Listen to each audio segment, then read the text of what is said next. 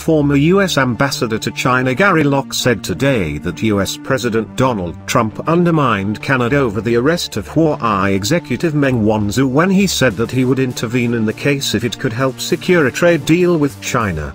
In an interview with CBC News Network's Power and Politics, Locke said the extradition process has always been viewed as independent and separate from politics.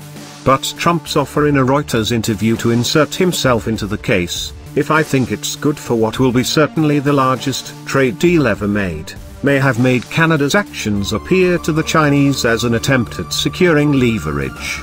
And so if the president is intervening, then the Chinese will say, "Okay Canada, why don't you intervene?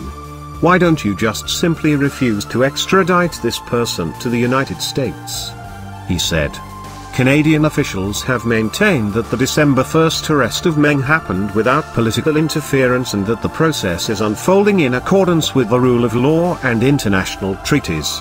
The U.S. is seeking Meng's extradition on charges related to the alleged violation of U.S. sanctions on Iran. At a press conference last Friday alongside U.S. Secretary of State Mike Pompeo, Canadian Foreign Affairs Minister Chrystia Freeland delivered what could be interpreted as a veiled rebuke of Trump's remarks. "Canada understands that the rule of law and extradition issues ought not to ever be politicized or used as tools to resolve other issues," said Freeland. "That is the very clear position which Canada expresses to all of its partners." Following Meng's arrest, China detained 2 Canadians on December 10 on suspicion of endangering national security. Locke said he sees the 2 events as linked and describes China's detention of Canadians Michael Kovrig and Michael Spavor as typical of Beijing's tactics when it wants to send a warning to a foreign government.